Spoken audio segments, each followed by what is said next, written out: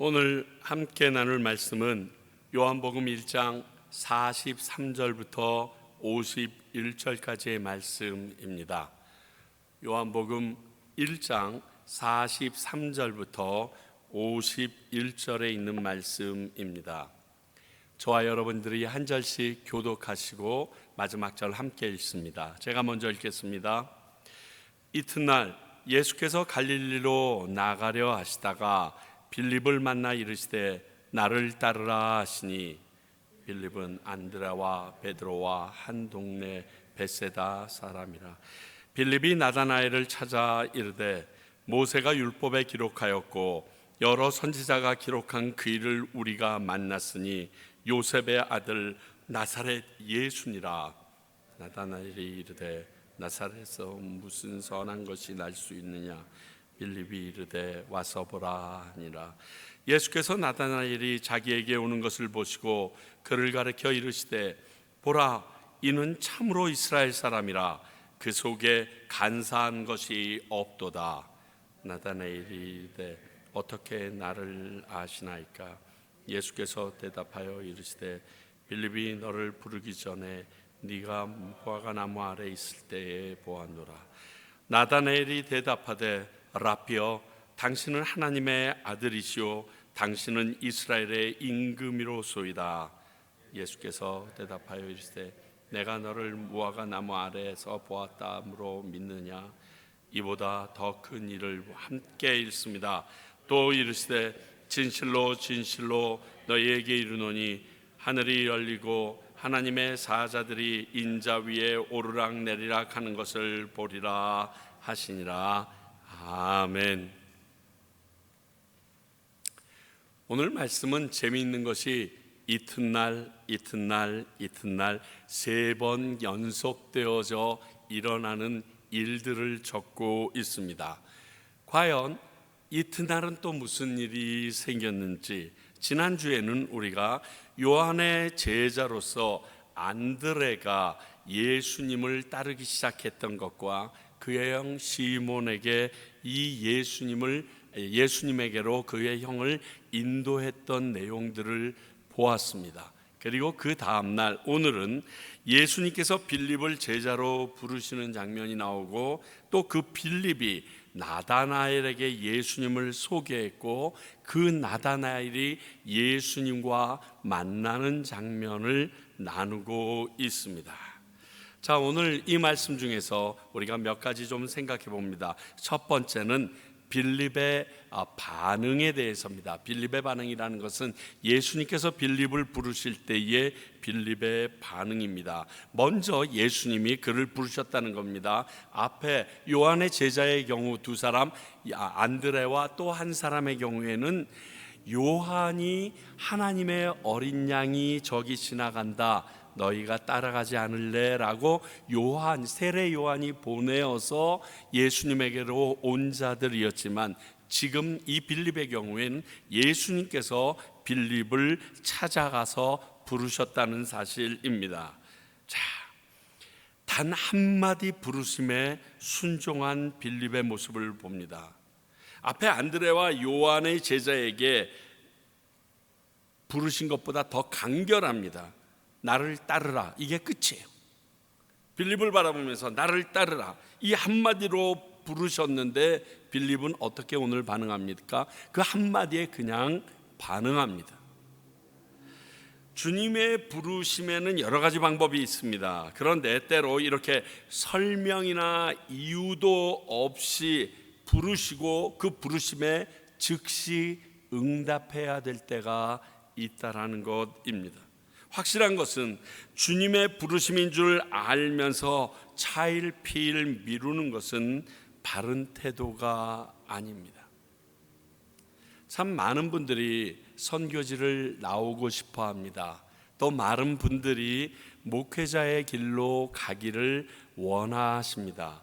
그런데 그 부르심이 하나님의 부르심이라는 것을 깨닫고 부담감을 갖고 있기 때문에 생기는 마음들인데, 하나님의 부르심에 가지고 있는 부담감이 있으면서도 지금 내가 하고 있는 일이나 앞으로 내가 그 길을 나아갔을 때 내가 지금 하던 모든 일에 대하여 정리정돈이 되어지지 않았으므로 말미암아 못 움직이는 경우를 너무 많이 봅니다. 정말 지금까지 선교사 나가겠다라고 저랑 같이 무릎 꿇고 헌신했던 지체들 중에 선교지에 나와 있는 사람은 극히 일부분이고, 저에게 고백하며 내가 선교지를 가기를 원합니다라고 말했던 저와 함께 교회를 섬기던 성도들 중에서도 아직도 하던 일들을 내려놓지 못하고 머뭇거리고 있는 사람들을 지금도 봅니다. 하나님이 부르셨습니다. 하나님이 부르셨는데도 머뭇거리는 것은 분명히 잘못된 모습입니다. 그리고 바른 태도가 아닙니다. 하나님께서 모든 사람을 부르셨죠. 그러나 그들이 있어야 될 곳, 그들이 해야 될 곳에 대해서도 하나님의 음성을 우리에게 부르셨다라는 그러한 믿음이 우리에게는 있어야 하고, 그 믿음대로 나는 행동하고 순종할 수 있어야 합니다. 그건 머뭇거리는 것은 다른 말로 얘기하면 어리석은 일입니다. 그런데 오늘 빌립은 아무 말 없이, 앞에 사람은 이렇게라도 얘기했어요. 너희들이 내게 뭘 원하느냐? 그리고서 나와 함께 내가 있는 곳에 가보자, 이런 부연 설명이래. 너희들이 보고 결정해라, 뭐 이런 것도 있었는데, 오늘 빌립의 경우는 그냥 갈릴리로 나가시다가 빌립을 딱 보고서 야, 날 따라, 끝. 그랬더니 빌립은 놓고 따릅니다. 쉬운 일이 아닙니다. 안드레와 베드로와 한 동네 베세다 사람이라는 것을 보면 이도 어부였을 가능성이 되게 높은데 그렇게 모습을 보여줍니다. 그리고 이렇게 예수님을 따르게 됐던 빌립은 그를 따르다가 보았는지, 그의 부르심에 순종하고 나아가다가 그분을 알게 되었는지는 모르지만, 메시아를 갈망하던 친구에게 이 메시아인 예수 그리스도를 전합니다. 전통적으로 유대인들은 성경 말씀을 나누는 곳이고, 또 혼자서 성경을 읽을 때 무화과 나무 아래에서 앉는다고 합니다. 저희 집에 무화과 나무가 하나 있는데 생각보다 이렇게 이파리가 무성하지 않습니다. 열매는 무성한데 한번 오늘 이 말씀을 계기로 그 밑에 의자 놓고 좀 앉아보려고요. 이제부터는 어찌되었든, 그래서 이 말은 당시 유대인들에게 말씀을 읽거나 묵상하고 기도하는 경건한 모습을 말하는 그냥 통상적인 표현입니다. 야, 너 오늘 무화과 나무 아래 있다 왔니? 왜 이렇게 충만해? 뭐 이렇게 얘기할 때는 하나님의 말씀을 깊이 묵상했구나, 하나님과 기도하고 왔구나, 뭐 이런 의미로 쓰여진다는 것입니다. 이 말은 스가랴서 3장 10절을 한번 보시겠습니다. 만군의 여호와가 말하노라, 그날에 너희가 각각 포도나무와 무화과나무 아래서 서로를 초대하리라, 이렇게 써 있는, 그러니까 스가랴가 이제 새로 오실 왕에 대해서 예언적으로 소개하는 부분에 또 같이 어울려져 있습니다. 그러므로 이 말로 인하여 메시아의 오심을 갈망하고 기다리고 사모하는 자들이 있는 곳이 무화과 나무 아래라는 의미로도 사용하기도 한답니다. 그래서 오늘 빌립은 이런 나다나엘에게 지난주 안드레처럼 오늘 메시아를 만난 빌립도 이 소식을 전하는 것입니다. 여러분, 예수님을 만난 사람들의 이런 반복은 내가 진정 예수님을 만난 사람인지 알 수 있게 하는 한 가지의 루틴입니다. 내가 예수님을 만났으면 내가 만난 그 예수님에 대하여 가만히 있기 쉽지 않습니다. 자, 오늘 이 빌립의 전도 방법을 보면 예수님의 전도 방법을 빌립이 그대로 쓰고 있는 모습을 봅니다. 자, 언제 그랬습니까? 안드레와 그와 함께한 세례 요한의 제자를 부를 때 그냥 와서 보라, 나를 보고 나와 함께 있어 보고 나를 경험하고 너희들이 선택하라, 이랬던 것처럼요. 전도를 어떻게 할 것인가 고심할 수 있습니다. 제가 전도에 대해서 꽤 많이 얘기하기 때문에 아마 이런 고민이 여러분들에게도 조금이나마 있을 겁니다. 그런데 예수님을 어떻게 전할까 하는 문제보다 그분을 아는 대로 일단 말하는 것이 중요합니다. 우리가 마찬가지입니다. 예수님을 믿게 하려고 억지로 막 설득하려고 하지 마십시오. 예수님이 어떤 분이신지 그 복음을 전하기만 합니다. 여러분, 너 예수 안 믿고 싶어? 예수님은 나의 영혼을 구원하실 분이고 우리를 나중에 영원한 천국으로 인도할 분이야. 하나님의 아들이시고 우리를 위하여 죽으신 분이며 끝. 그 이후에는 하나님이 하십니다. 왜냐하면 하나님은 그런 능력이 있으시고 하나님의 말씀은 강한 능력이 되기도 하시기 때문에 그렇습니다. 아내가 한번 나눈 적이 있는데 저도 이번에 그 모습을 보면서 굉장히 부끄러웠던 게 있어요. 이번에 김성원 목사님 오셔서 같이 끼채 지역으로 가기 전에 피부에 좋다고 그래서 그 온천을 갔어요. 사람들이 오전이니까 좀 없더라고요. 점심시간 막 지나서 도착했는데 한두 명씩 현지인들이 오기 시작하는 거예요.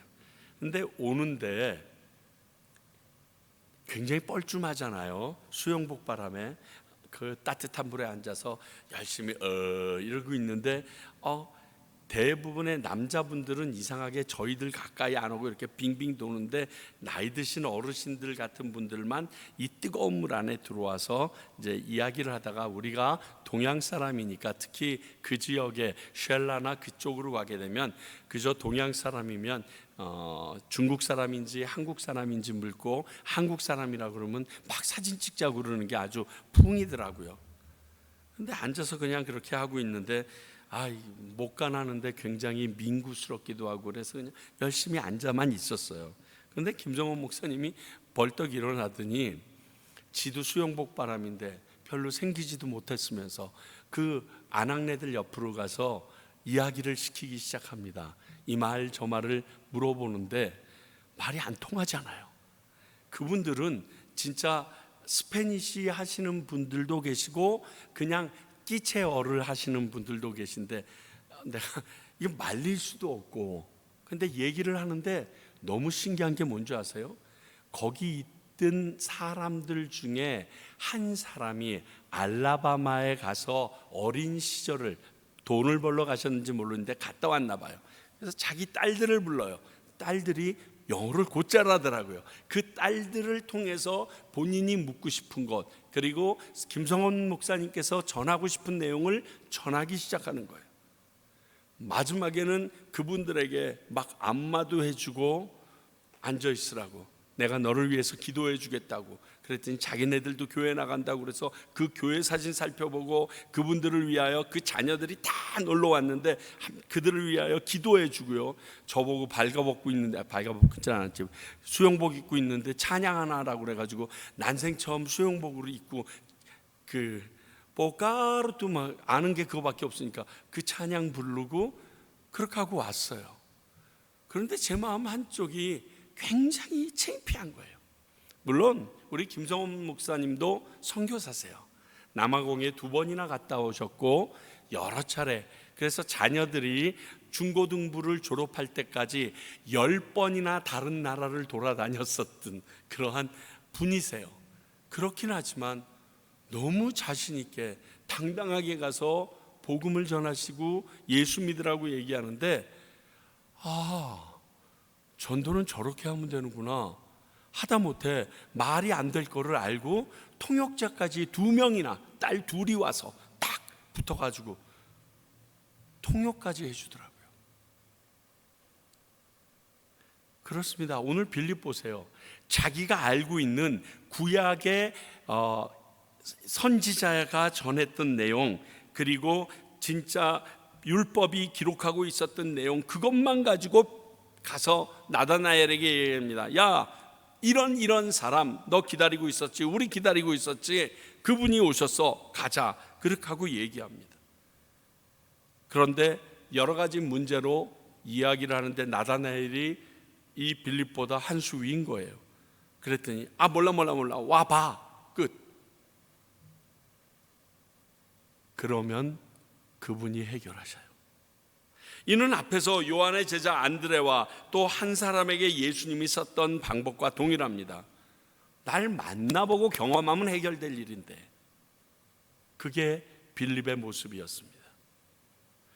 그리고 빌립과 다르게 나다나엘의 모습을 보면 한마디로 편견이 신앙의 방해가 될 수 있다라는 사실을 우리에게 알려줍니다. 진짜로 많은 사람이 가지고 있는 편견이 예수님과의 만남을 방해하고 있는 모습을 보게 됩니다. 제가 이렇게 썼네요.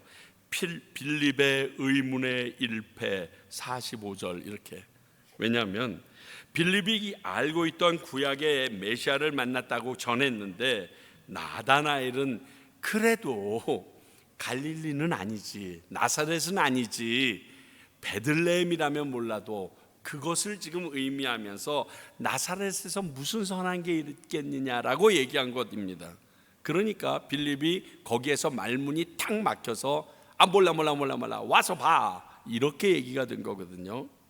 근데 사람들이 얘기하기를 아니야, 마태복음 2장 23절을 보면 나사렛 사람이라 칭하리라라고 되어 있던 부분이 있는데 왜 그 말씀을 나다나엘이 몰랐을까? 그 말에는 오해가 있습니다. 이사야서 11장 1절 볼까요? 이새의 줄기에서 한 싹이 나며 그 뿌리가 한 가지가 나서 결실할 것이요, 이렇게 되어 있는데 여기서 이 가지라는 나무에서 나오는 이 가지라는 단어가요, 나제르라는 단어이고요, 사실 나사렛이라는 이름이 이 가지라는 나제르라는 단어에서 시작된 것은 사실입니다.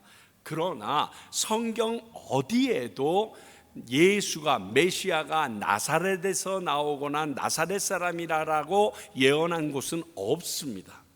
그러므로 이 마태가 예화로 들었던 이 부분은 더욱더 의역화해서 했던 나사렛 사람이라 불리움을 받고 있는 예수라는 의미에서 쓴 것이지 이것을 예언화했다라고 해석하면 좀 어려움이 있습니다. 그렇기 때문에 특히 당시 사람들은 예수님 당시에는 이 가지, 나사렛이라는 말을 써서 메시아가 나사렛 사람일 거라고 생각하는 것은 전혀 일반 유대인들은 갖지 못하는 통념입니다. 그러니까 생소했을 것입니다. 그러므로 성경에 능통했던 나다나엘이 이런 빌립의 속에, 그런데 나사렛이 무슨 메시아랑 상관이 있어? 이런 의미로 얘기하는 것은 충분히 이유가 있습니다.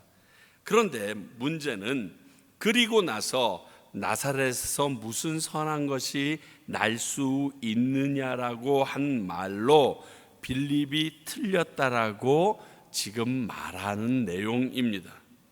자, 당시 유대인들이 가지고 있는 편견은 제사장이나 서기관들까지도 동일했습니다. 요한복음 7장 52절 볼까요? 그들이 대답하여 이르되 너도 갈릴리에서 왔느냐? 찾아보라, 갈릴리에서는 선지자가 나지 못하느니라 했으라. 여기서 너는 니고데모를 이야기합니다. 이미 이 70명의 그 공의회 회원이 되어 있던 이 니고데모가 예수님을 알고 난 다음에 예수님에 대해서 변호하려고 하다가 그 변호하려고 하는 그 대제사장과 서기관들에게 지금 몰리는 장면이 바로 이것입니다. 야, 너 성경 읽어봤잖아. 성경에 어디 갈릴리 지방에서, 특히 그 나사렛 그런 데서는 선지자가 난 적이 지금까지 한 번도 없는데 그 예수가 갈릴리에서 나왔는데 선지자라고 얘기하느냐? 예언에도 조차 없다. 지금 이렇게 얘기하는 편견이 그들이 가지고 있는 것입니다. 당시 이렇게 천대받던 갈릴리 사람에게 찾아오신 메시아는 다른 측면에서 의미가 있었습니다. 굉장히 가난하고 많은 사람들의 멸시와 천대를 받던 사람들인데, 이사야서 61장 1절을 볼까요? 주 여호와의 영이 내게 내리셨으니 이는 여호와께서 내게 기름을 부으사 가난한 자에게 아름다운 소식을 전하게 하려 하심이라.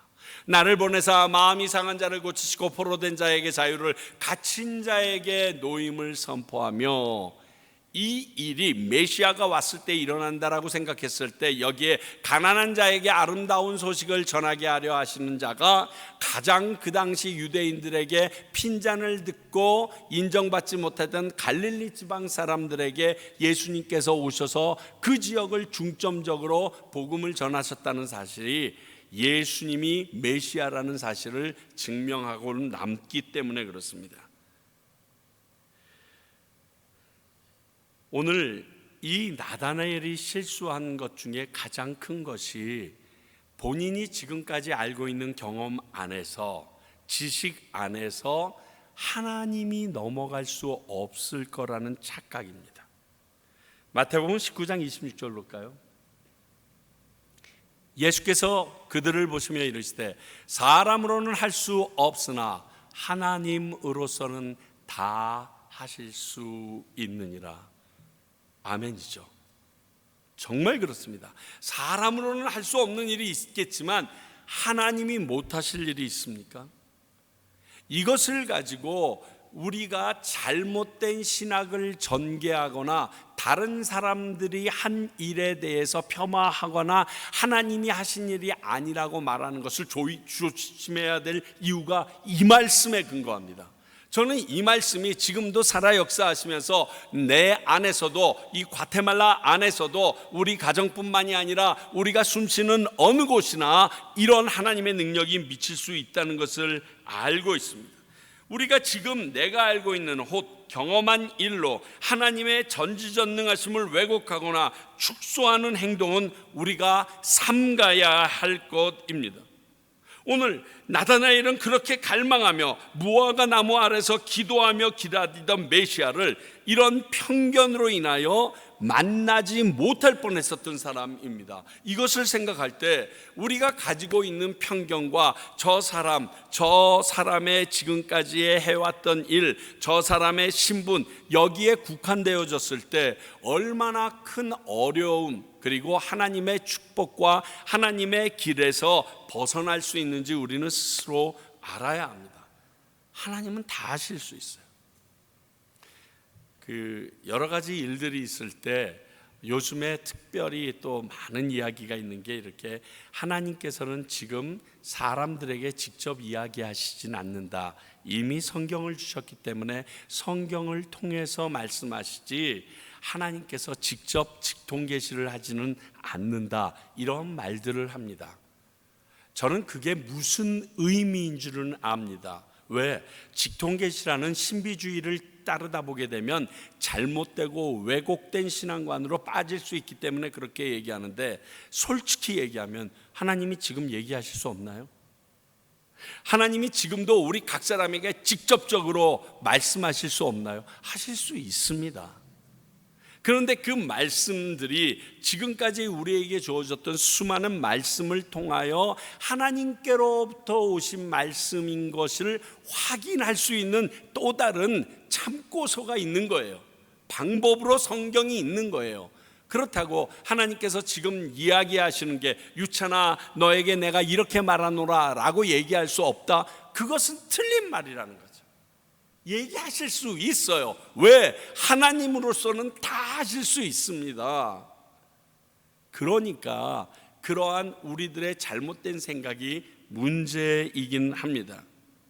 자, 여러분들, 우리 기독교인들과 교회의 잘못이 없는 게 아닙니다. 그러나 자금의 기독교인들과 목사 그리고 교회의 모습만을 보고 예수님까지 부르로 여겨서 나 교회 안 다녀, 예수 안 믿어 이렇게 말하는 것은 잘못된 오류에 빠진 거랍니다. 기억하세요. 사탄이 이거 얼마나 잘 사용하겠어요. 우리의 삶이 하나님 앞에서 바르게 되어야 하고, 하나님이 기뻐하시며 온 세상 사람들이 볼 때 너희의 선함을 보고 내가 나를 사랑하는 줄, 내가 있는 줄 알게 하리라, 그 말씀을 지키기 위하여 노력해야 되는 이유도 여기에 있는 것입니다. 그러나 내가 잘못했다고 하나님이 잘못된 분이고, 내가 잘못했다고 성경이 틀린 말씀이 될 수는 없다는 것입니다. 그런데 세상 사람들은 그 논리 안에서 저런 사람이 믿는 예수, 저런 사람이 다니는 교회, 저렇게 행동하는 사람이 있는 그곳에, 믿는 그 종교에 과연 진리가 있겠느냐라고 얘기하는데, 그건 틀립니다. 여러분, 학교 다니고 똑같은 선생님이 똑같이 학생들 놓고 가르쳐도 50명이 20명이 성적이 1등서부터 다 나옵니다. 그거는 해석 못하면서 어떻게 항상 모든 사람들이 하나님의 말씀을 들으면 다 똑같이 살고, 그리고 그 하나님에게 충성된 사람들로만 커질 거라고 착각을 하나요?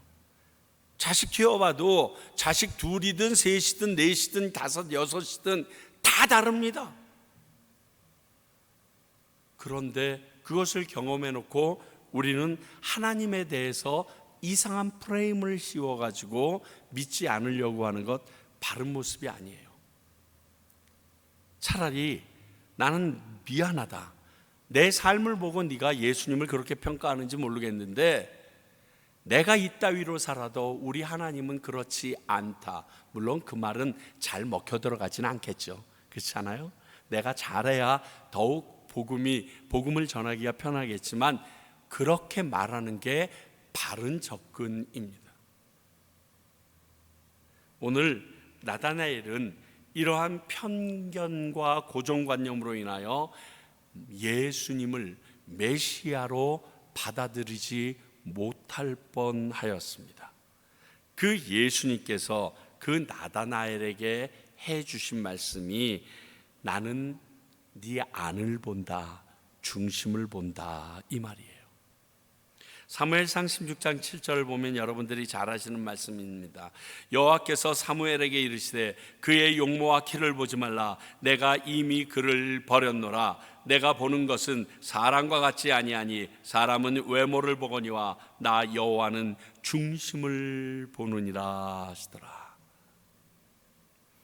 요즘에 한국에 나가보면 이 사무엘상 16장 7절은 없어진 듯이 사람들을 평가하긴 하는데, 요즘 세상 자체가 그렇죠.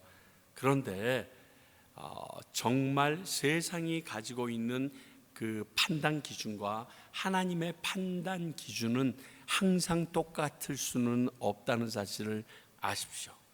내 마음이 하나님 앞에 온전하여져서 내 외모로 그것이 드러날 수 있으면 금상첨화겠죠. 예수님은 이 하나님의 아들로서 그분과 같은 성품을 지니신 분입니다. 그러므로 오늘 나다나엘에 대해서 그 속을 바라보시면서 그것을 발견해내어 제자 삼고자 하셨던 겁니다. 그런데 나다나엘은 외적인 것을 보았습니다. 당시의 편견과 경험을 바탕으로 나사렛 예수는 메시아가 될 수 없다라고 여겼던 나다나엘이 실수했던 것입니다. 전에도 말씀드린 적이 있지만 지금 시대에 예수님의 스펙을 가지고 어떤 교회 이력서를 넣어도 전도사는커녕 사무직이나 간사도 못 될걸요? 그렇지 않아요? 물론 지금 절차나 과정이 필요 없다는 게 아닙니다. 그것만으로 하나님의 사람을 세우는 것이 참으로 힘들고 어렵다는 것을 말씀드립니다. 왜? 여러분들 다들 경험해 보셨어요. 그것만 가지고 사람 뽑을 수 있던가요? 이력서만 가지고 사람들 뽑을 수 있고, 그 이력서가 훌륭하기 때문에 그 사람이 그 일을 잘할 수는 있겠지만 그 일을 하는 과정에 주변의 사람들과 모든 사람들의 관계에도 아름다운 모습을 끼치기는 쉽지 않거든요. 이력서는 모르는 것이 다 된다 그러면 얼마나 편하겠어요. 제가 섬겼던 교회에서도 제가 떠나오면서 후임 목사님을 모시는데 저희 교회가 규모가 크니까 많이 들어오지는 않았습니다. 이력서가. 그래도 80통 가까이가 들어왔어요. 80통 가까이 들어오신 목회자들 중에서 90% 정도가 그 중에 서너 분 빼놓고 다 박사학위예요. 그러니까 그 이력서를 놓고 청빙위원회가 고민에 빠진 거예요. 도대체 누구를 뽑아야 되는지. 그래서 내가 우리 교회가 한 200명만 됐어도 한 200통은 왔을걸요. 그나마 교회가 좀 크니까 겁먹고 그 정도 왔는데 알아서 뽑으세요. 1년 동안 걸리더라고요. 1년 동안. 그리고 세웠는데 그분이 지금 우리 교회의 방향과 다르다고 교회가 많이 어려워지기도 했지만 또 새로운 사람도 많이 와서 재정비되는 시간을 겪으면서 갈등들을 갖고 있더라고요. 여러분, 그렇습니다. 우리가 가지고 있는 그 외형적인 눈으로 그 사람을 판단하는 것은 굉장히 어렵습니다. 그 판단이 그 사람의 전부가 아닙니다. 그런데 오늘 나다나엘은 이런 실수를 합니다. 그런데 반면에 나다나엘을 너무 잘 알고 계시던 예수님의 모습이 나옵니다. 그냥 빌립을 만나기 이전부터 다 알고 계세요. 그런데 그가 그 나다나엘에게 접근했던 방식이 참 배우고 싶습니다. 먼저 그 나다나엘을 예수님은 인정해 주십니다. 자, 참으로 이스라엘 사람이다. 자, 이스라엘은 누구의 이름이죠? 야곱의 바뀐 이름입니다. 야곱의 원래 이름은 간사한 자입니다. 속이는 자입니다. 그런데 이 나다나엘을 보면서 참으로 이스라엘 사람이라 그 속에 간사한 것이 없도다. 굉장히 진실하고 신실한, 하나님 앞에 신실하기 위하여 노력하는 사람이라는 걸 인정부터 해줍니다. 이 말을 듣고 나다나엘이 나 아세요? 라고 반문합니다. 그때 나다나엘이 많이 알고 있을 무화과 나무 아래서의 시간을 예수님께서 언급하십니다. 그리고 이 말에 예수님을 하나님의 아들이고 이스라엘의 왕이라고 고백하는 나다나엘의 모습이 나옵니다. 이렇게 하나님은 우리의 모든 것을 다 알고 계시기에 하나님 방법으로 하나님께서 그 영혼을 만지시고 구원하십니다. 하나님께서 나를 부르셨어요. 우리 아무에게 목회자가 되라고 했고 선교사가 되라고 했고 집사님이 되라고 했고 장로님이 되고 권사님으로서 주님께서 세우십니다. 그랬을 때 우리가 알아야 되는 것은 내 부족함, 내 연약함을 아시는 주님께서 부르셨다는 사실이에요. 그 말은 뭐죠? 네 부족함을 내가 다른 것으로 채울 수 있어. 그것을 보고 뽑은 것이 아니라 너의 아름다운 모습, 내가 너를 창조했을 때 가장 좋게 빚었던 그 부분을 놓고 내가 너를 뽑은 거야. 너의 연약함이 드러나지 않도록 내가 도울 거야 라는 약속이 있다는 거예요. 이걸 목사 되고 나서 한 20년 지나니까 깨닫더라고요. 나 참, 이걸 진작 깨달았으면 그렇게 바둥거리지 않았을 거예요. 그저 그분 앞에서 정직하게 그냥 편안하게 있었을 텐데 이걸 모르니까 인정받으려고 세상처럼 내가 하는 일이 커져야 되고 사람도 많아져야 되고 뭘 해야 되고 하는 많은 고민이 저를 누르기 시작하니까 이런 병 걸린 거예요. 못 견디게 되니까 매일 신경질 내고 화내고, 그리고 다른 사람들에게 불평불만 쏟아놓고 왜 일이 이렇게 못 가느냐. 이걸 알았으면 하나님께서 왜 이렇게 하시는지 그것에 대하여 여유를 가졌을 텐데, 이런 나를 뽑으신 하나님을 내가 믿지 못함으로 말미암아 이렇게 오두방정 떨면서 쓸데없는 짓을 해오고 있었다는 것을 한 20여 년 지나고 나니까 알겠더라고요. 물론 안타까운 건 있어요. 내가 하고 싶은 것도 있고 어느 정도 되고자 하는 욕망도 있기 때문에. 그러나 그것조차도 하나님께서 내게 허락하신 일에 속한다는 것, 그리고 그것이 안 되는 것도 하나님께서 허락하신 일이라는 것, 그것을 믿게 되니까 나는 주님 앞에서 신실하게 최선을 다하는 것, 그분 앞에 거짓 없이 행동하는 것, 그 이상의 것은 내가 할 일이 아니라는 것으로 딱 정리가 되어지더라고요. 노력하기 싫어서 그것을 정리하는 게 아니라 하나님이 나를 제일 잘 알고 있다는 것. 오늘 나다나엘이 이것을 그가 경험합니다. 우리의 머리와 경험은 하나님의 전지하심에 비하면 너무나 좁고 편협한 것임을 아시고 그분께 맡겨드리는 담대함이 필요합니다. 그러다가 뭉그러지면 그걸 통하여 또 배우게 하신 하나님. 그런데 저에게 있어서 더 큰 감동은 49절입니다. 라비어, 당신은 하나님의 아들이시오, 당신은 이스라엘의 임금이로소이다. 이 말씀 안에 여러분 느껴지는 단어가 뭐가 있어요? 그저 하나님에 대한 감격과 그냥 고백? 저는 두려움이 느껴져요.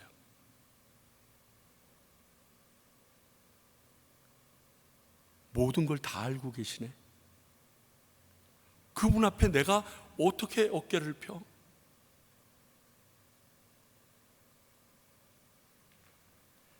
마태가 바닷가에서 고기를 잡다가 한 마리도 못 잡았습니다.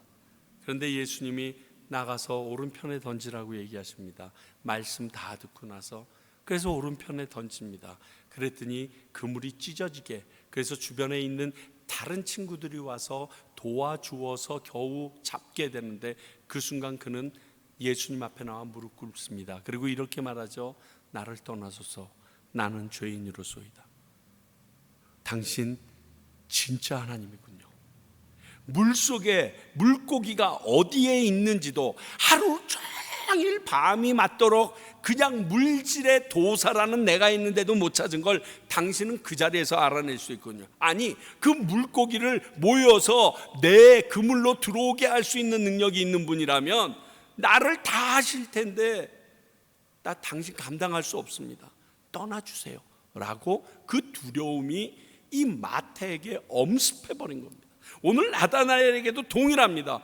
아니, 내가 빌립이 전하기 전에 무화과 나무 밑에서 묵상하고 있던 것까지 아셔 두려움이 그에게 확 전해집니다. 저는 이것을 이렇게 쓰고 싶습니다. 거룩한 두려움. 이 말을 성경은 이렇게 표현합니다. 경외함. 예수님을 경외하게 된 겁니다. 예수님이 너무 좋아요. 그런데 두려움도 같이 있습니다. 모든 것이 다 펼쳐지니까. 예전에 한경직 목사님 만나러 간다고 그럴 때마다 굉장히 무서워했던 기억이 있습니다. 어렸을 때. 왜? 한경직 목사님은 내 마음을 꿰뚫어 볼 것 같아. 그래서 한경직 목사님 만나러 간다고 할 때마다 나 안 가겠다고 할머니한테 떼썼던 기억이 있어요. 그래서 물어보시더라고요. 왜 그러냐? 다른 애들은, 다른 집안 식구들은 만나고 싶어도 못 만나는데 너는 왜 그래? 내가 잘못한 게 많단 말이야. 내가 거짓말한 게 있단 말이야. 그거 들킬까 봐. 지금 그 모습이 보여요.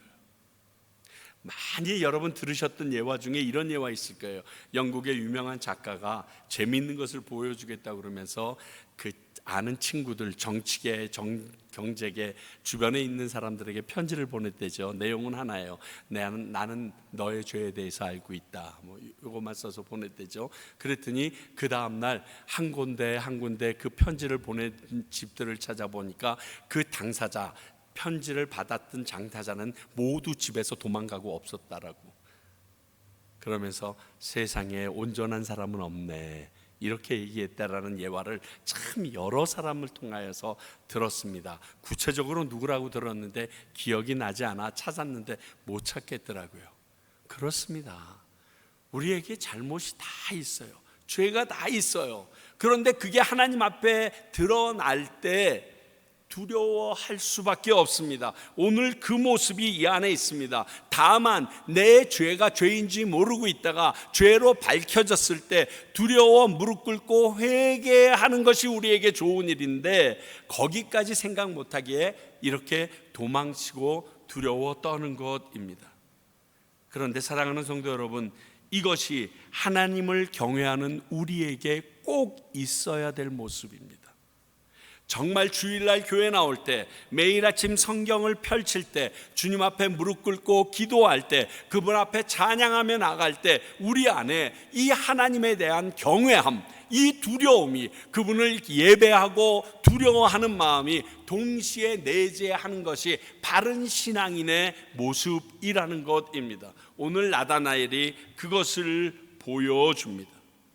이 사실이 나를 옥죄는 그러한 내용이 아닌 것을 아셔야 됩니다. 오늘 예수님은 그런 우리를 자유케 하시기 위하여 오셨음을 보여줍니다. 너 그런 놈인 거 내가 알아. 그런데 그런 너를 함께 하고 싶어. 지금 이 얘기시거든.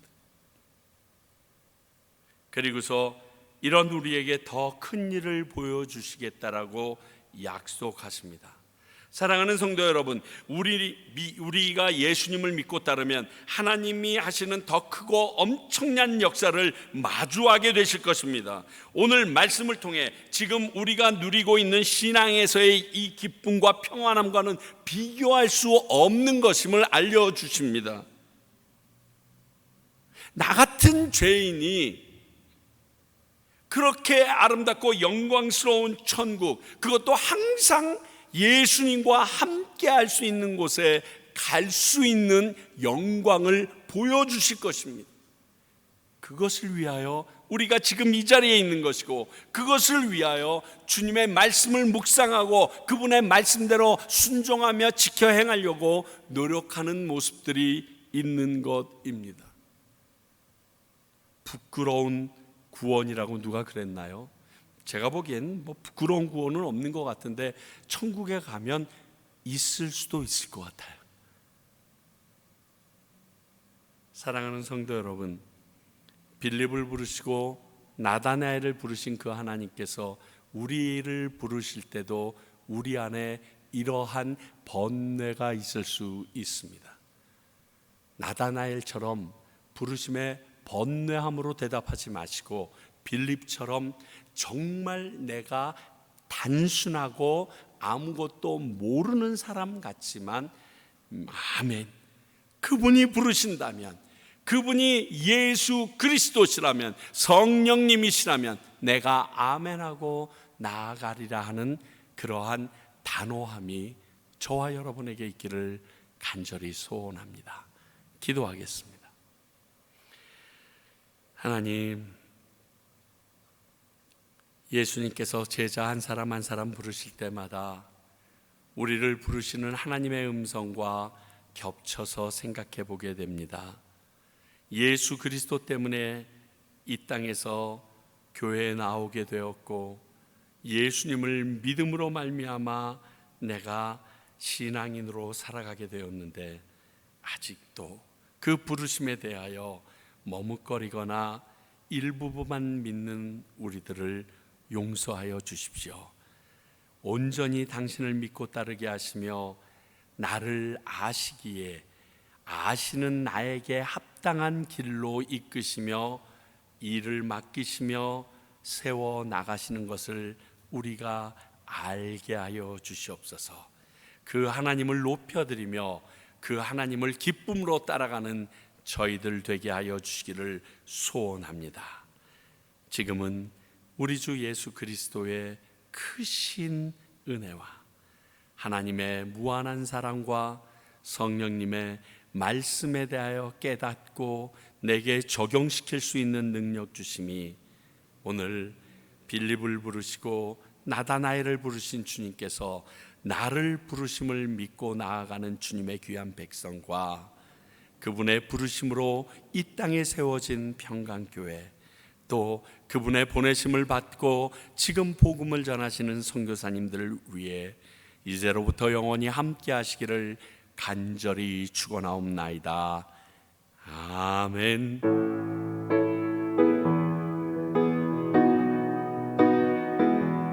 아버지, 그렇습니다. 그분이 나를 아시는 것을 내가 믿게 하시옵소서. 이 연약함을 주님 앞에 의지하오니 주님 정리하시고 끊어주셔서 살게 하여 주시옵소서.